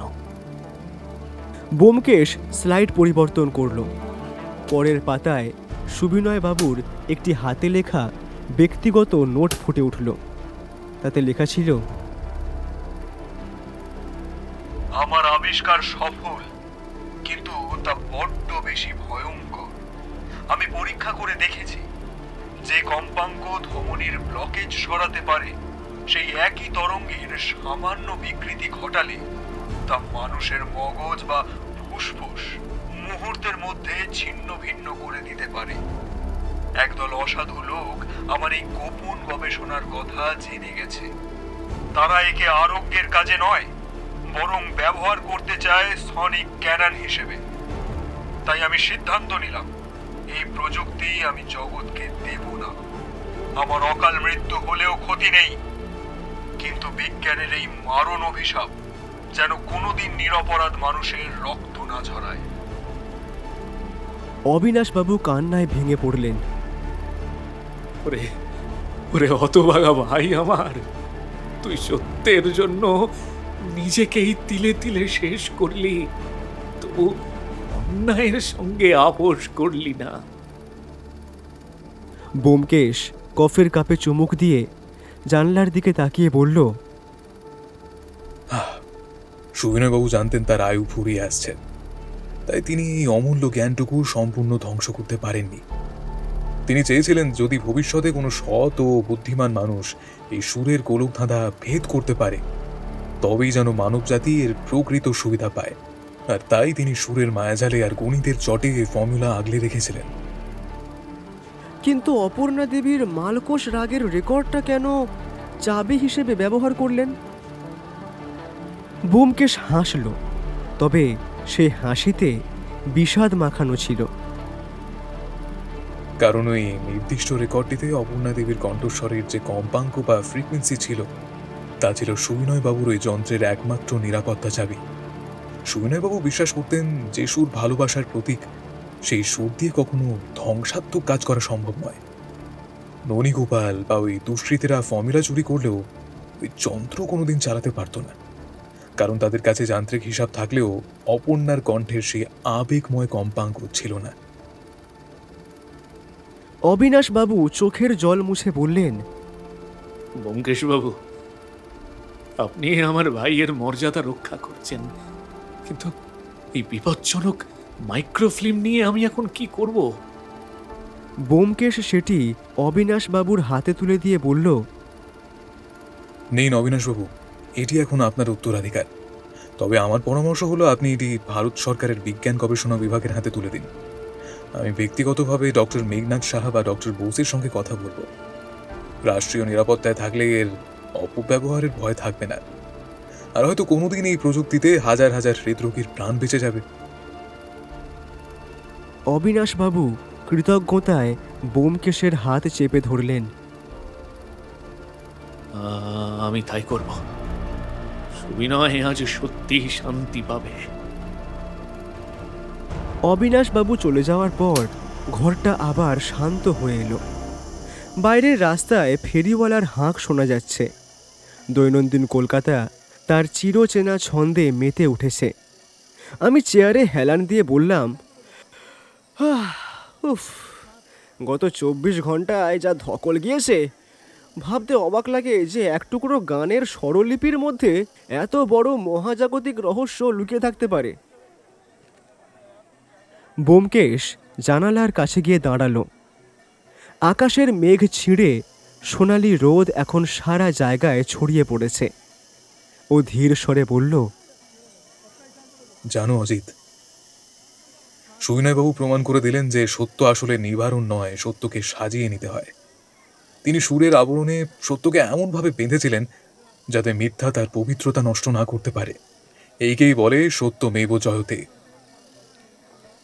বৌঠান ঘরের পর্দা সরিয়ে ভেতরে ঢুকে বলল, তোমাদের কি ফিলোসফি ঝাড়া শেষ হয়েছে? এবার উঠে স্নানটা করে এসো, পুঁটিরাম আজ গরম গরম কচুরি নিয়ে এসেছে। ব্যোমকেশ মুচকি হেসে আমার দিকে তাকালো। চলো অজিত, মস্তিষ্কের জ্বর তো অনেক খুললে, এবার উদরের জ্বর ছাড়ানোর পালা। স্বরলিপির সেই গোলকধাঁধা থেকে আমরা বেরিয়ে এসেছি ঠিকই, কিন্তু আমার কানে তখনও সেই মালকোষের বিষণ্ণ আলাপ আর সুবিনয়বাবুর মহান ত্যাগের সুর বাজতে লাগলো। শ্রাবণের সেই বৃষ্টি ভেজা রহস্যের রেশ সম্ভবত আমার মনের মণিকোঠায় সারা জীবন থেকে যাবে।